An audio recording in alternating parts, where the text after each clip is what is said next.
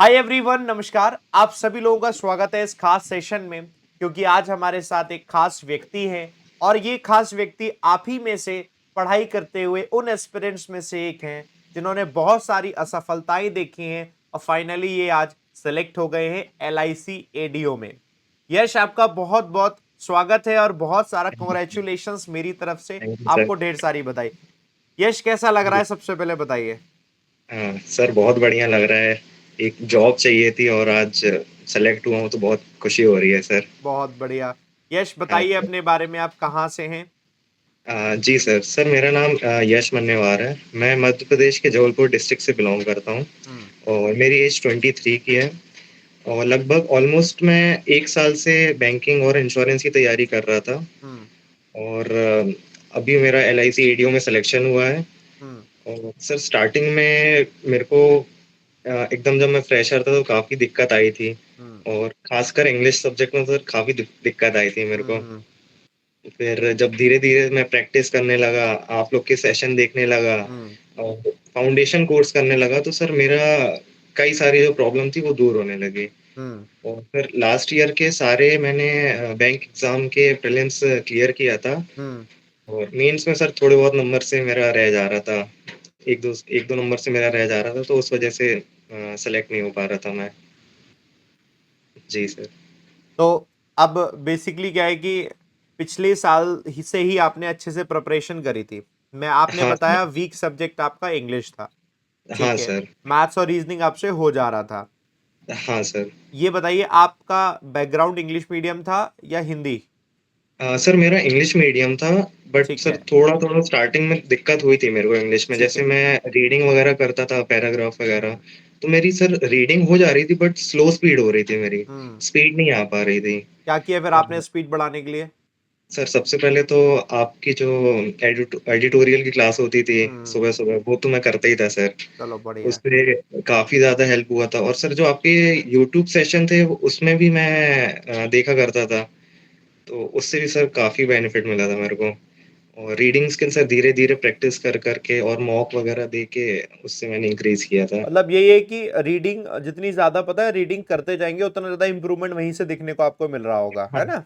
हाँ सर। अच्छा, मुझे ये बताइए कि जैसे रेगुलर आप रीडिंग करते थे न्यूज़पेपर की, तो मुझे आप एक जी सर। पैटर्न आप बताइए, आप किस तरीके से करते थे? कितना टाइम आपने इंग्लिश को दिया? जैसे क्योंकि हाँ इंग्लिश सर। वीक था, ज़्यादा टाइम दिया होगा, मैथ को हाँ कैसे सर। टाइम दिया? तो वो आप अपना बताइए। सर जैसे मैं स्टार्टिंग में तो सबसे पहले तीनों कोर्स का मैंने फाउंडेशन किया था, ठीक मैथ, है, रीज़निंग और इंग्लिश का। ठीक है। सबके मैंने थोड़ा-थोड़ा बेसिक भी पढ़ा और धीरे-धीरे मैं हाई लेवल ले गया। हुँ, जैसे मेरा डेली शेड्यूल ये रहता था कि मैं सुबह साढ़े 10 के करीब मैं लाइब्रेरी जाता था पढ़ने के लिए। हुँ, 3 या 4 बजे तक मैं वहाँ रहता था। हुँ, तो तीनों सब्जेक्ट मैं उतने टाइम में मैं कवर किया करता था। हुँ, जैसे स्टार्टिंग में मैं मैथ से चालू करता था, वहाँ 2 घंटे मैं प्रैक्टिस किया करता था। हुँ, उसके बाद मैं फिर इंग्लिश की रीडिंग में आता था और थोड़े बहुत मैं कम से कम 20 या 25 वोकैब मैं किया करता था।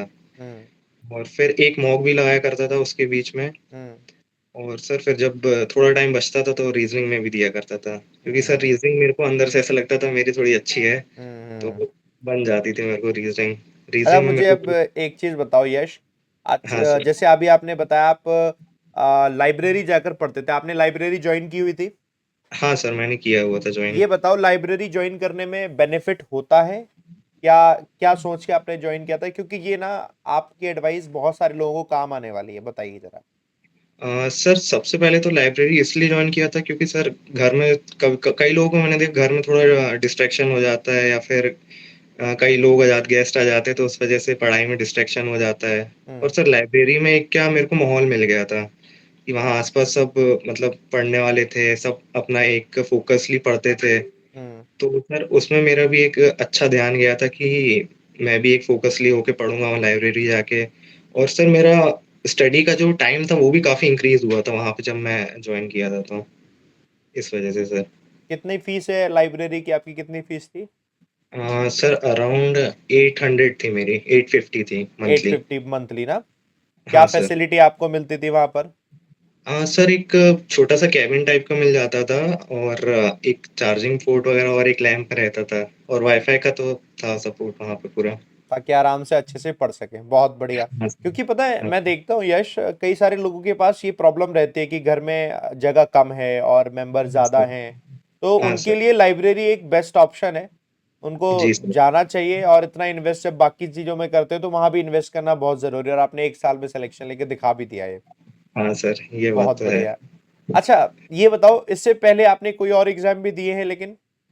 हाँ सर, मैंने बैंकिंग के आरआरबी और आईबीपीएस क्लर्क, पीओ और एसबीआई के एग्ज़ाम दिए हैं और प्रीलिम्स भी सर इसके मैंने क्लियर किए थे। हुँ। थोड़ा मेंस में बस रह जा रहा था, बाकी प्रीलिम्स में तो सर क्लियर किया था मैंने। चलो अब मुझे ये बताइए, आपके इसमें जब इंटरव्यू हुआ तो इंटरव्यू में कुछ ऐसे क्वेश्चंस जो आपको नहीं आते थे, वो हाँ कौन सर। से थे याद हो, और कैसे आपने टैकल करे? सर जैसे मैं अपना एक्सपीरियंस दूँ इंटरव्यू का, तो मेरा कुल 22 मिनट इंटरव्यू चला था। हुँ, सबसे पहले तो मेरा आते ही साथ जब मैं जैसे ही चेयर में बैठा और मेरे को पहला क्वेश्चन यही था कि अपना ज़ीरो से पूरा अभी तक का एजुकेशन बैकग्राउंड के बारे में बताओ, हुँ, पूरा ज़ीरो लेवल से। हुँ, सर ये क्वेश्चन मेरे को बन गया था, ये मैंने बता दिया था। हुँ, फिर दूसरा क्वेश्चन यही था कि इंट्रोडक्शन दीजिए अपना। हुँ, वो इंट्रोडक्शन जो भी नॉर्मल था वो मैंने बता दिया था सर को। हुँ। और फिर एक जो टर्म्स रहती हैं इंश्योरेंस की, वो क्वेश्चन था जैसे कि इंश्योरेंस क्या होता है? और डिपेंडेंसी इंश्योरेंस की क्या होती है? और इंश्योरेंस पेनिट्रेशन क्या होता है? हुँ। ये और इंश्योरेंस की। हाँ, आ रही है आवाज़, आ रही है, आ रही है।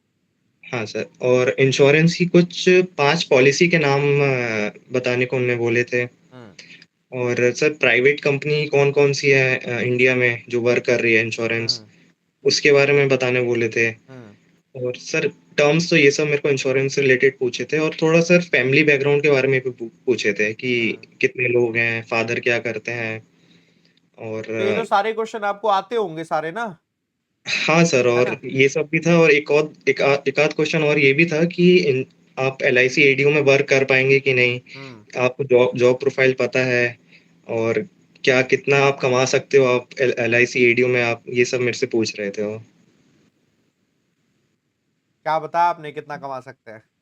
तो जैसे तो मैं उनको बताया कि उनका फिर डायरेक्ट एक और नेक्स्ट क्वेश्चन आ गया था 1-2 सेकंड बाद ही कि आप सैलरी बता दीजिए कितनी है? तो सर हाँ, सैलरी तो मैं गूगल में सर्च किया था तो अराउंड 55-56,000 थी, हाँ। तो वो मैंने बता दिया था। चलो बहुत बढ़िया। तो ओवरऑल आपका अच्छा रहा, है ना? हाँ सर। चलो बहुत बढ़िया। अब मुझे ये बताओ कि आगे आने वाले जो कैंडिडेट्स हैं, उनके लिए आपकी एडवाइस क्या है? जी सर। सर जैसे कि मैं ऑलमोस्ट 1 साल से तैयारी कर रहा था, तो कई मैंने फेलियर्स भी देखे हैं। हुँ, तो मैं कुछ शेयर करना चाहूँगा फेलियर्स, जैसे कि कई लोग जैसे मेरे सर फ्रेंड ही हैं, तो वो कंसिस्टेंट नहीं रहते हैं। कभी 1 दिन पढ़ते, 2 घंटा पढ़ते हैं, फिर 2 दिन का गैप लेके फिर पढ़ाई चालू करते हैं। हुँ, सर सबसे पहले तो कंसिस्टेंट रहना पड़ेगा और रिज़ल्ट 1 महीने, 2 महीने में रिज़ल्ट सर नहीं मिलेगा, कम से कम 6 महीने, 8 महीने, 1 साल भी देना पड़ता है। तो हुँ, सर पेशेंस तो बहुत ज़रूरी है इसमें। और रही बात सब्जेक्ट की, तो सर सारे सब्जेक्ट के सबसे पहले तो फाउंडेशन करना बहुत इम्पोर्टेंट है। हुँ, बिना फाउंडेशन के सर मैं भी 1 महीना करीब क्लासेस करता था, तो सर मैं बहुत कन्फ्यूज़ हो जाता था। हुँ। सब मिक्स क्वेश्चन आते थे और मेरे सर सर के ऊपर से जाते थे पूरे, तो उसमें तो बिल्कुल समझ में नहीं आता था। तो फाउंडेशन तो सर मस्ट है। और उसके बाद प्रैक्टिस। उसके बाद प्रैक्टिस, जी सर। और हुँ, जो सब्जेक्ट सर वीक लग रहा है उसको थोड़ा ज़्यादा टाइम दें as compare to other subject. क्योंकि जैसे मेरा इंग्लिश थोड़ा वीक था, तो मैं 1-2 घंटा एक्स्ट्रा किया करता था इंग्लिश में। इसके सेक्शनल मॉक अलग से दिया करता था इंग्लिश की, ताकि मेरी रीडिंग स्किल और जो भी ग्रामेटिकल एरर वगैरह के क्वेश्चन थे वो थोड़ा इम्प्रूव हो पाए। अब मुझे ये बताओ 24 घंटे में ऑन एन एवरेज कितना टाइम आप देते थे पढ़ाई को, स्टडी को कंप्लीट? हाँ, सर अराउंड जब एग्ज़ाम पास में होते थे तो अराउंड 9 घंटे करीब। 9 घंटे के क्योंकि आसपास आप पढ़ते थे। हाँ, और जब एग्ज़ाम थोड़ा 1-2 महीना रहता था तो 7-8 घंटे भी हो जाता था, क्योंकि सर मॉक उस टाइम मैं ज़्यादा नहीं लगाया करता था। कहने का मतलब ये है कि 7-8 घंटे के आसपास तो देना पड़ेगा। पढ़ाई इतना हाँ तो सर। आपको करनी पड़ेगी, क्योंकि अगर आप हर एक क्लास का, हर एक सब्जेक्ट का भी देखोगे, तो 2-2 घंटा तो ऑन एन एवरेज मान के चलना ही है ना उसमें, जी कि आप सर। मॉक भी लगाते हो, उसको एनालिसिस भी करते हो, क्लास भी बेसिक जी, समझ रहे होते हो। चलो बहुत बढ़िया। आपने खुद के जी अपने सर। हैंड रिटन कुछ नोट्स वगैरह भी बनाए हुए हैं? सर नोट्स तो मेरे जीए वगैरह के हैं, बाकी मैं ऑनलाइन ही कर किया करता था, मैथ, रीजनिंग, इंग्लिश वगैरह। उसकी पीडीएफ नोट्स वगैरह उसमें होती थे। थी। हाँ सर, नोट्स वगैरह करंट अफेयर के मैंने बनाए थे थोड़े, हम्म। बाकी सब सर डिजिटल ऑनलाइन ही कर किया करता था मैं। चलो बहुत बढ़िया। बहुत अच्छा लगा आपसे बात करके। इसी तरीके से आप जी आगे सर। बढ़ते जाइए और एलआईसी एडीओ आपकी पहली सीढ़ी है लाइफ में जो जी आपको सर। कामयाबी मिल रही है। इसके अलावा अभी बहुत सारी चीजें हैं और आपकी उम्र भी अभी काफी कम है। आप सिर्फ जी 23 सर। ईयर्स ओल्ड है। Yes sir. तो जब तक आप 30 ईयर्स तक के होंगे तो मुझे लगता है आप तब तक बहुत सारे अचीवमेंट जो है वो कर चुके होंगे, क्योंकि ऑलमोस्ट सारी बैंक और इंश्योरेंस एग्जाम्स में 28 के बाद 30 तक ही फाइनल जो एक उम्र रहती है। बट जी आप सर। बहुत सारी चीजें अचीव करेंगे, ऐसे ही बस मेहनत करते जाइए, है ना, बिल्कुल और सर। आगे बढ़ते जाइए। और उम्मीद है कि जितने भी लोग इसे देख रहे हैं ना, तो आप यश के लिए एक काम जरूर करेंगे। सबसे पहले लिखेंगे कॉन्ग्रेचुलेशंस, और उसके अलावा फिर यश से आपको जो भी सवाल पूछना है वो सवाल भी आप दोस्तों जरूर कमेंट बॉक्स में डालिएगा। और यश आप जरूर देखिएगा किसी भी बिल्कुल तरीके सर, से अगर बिल्कुल। आप सोशल मीडिया पर या कहीं पर भी उनके जवाब दे पाए तो बिल्कुल आप जवाब दीजिए, ताकि और भी मिलियंस ऑफ स्टूडेंट्स की जो आपके जूनियर है उनको हेल्प मिल पाए, है ना। बिल्कुल सर। चलो wish you all the best. आप आगे थैंक यू बढ़ते सर। जाइए, मुझे आपसे लेकिन मिठाई चाहिए। बिल्कुल सर, आप पहली सैलरी का गिफ्ट तो ज़रूर दूँगा सब लोग चलो को। बिल्कुल, बिल्कुल मुझे इंतजार रहेगा। चलिए थैंक यू बिल्कुल sir. Yash, thank you, thank you all the sir. Best.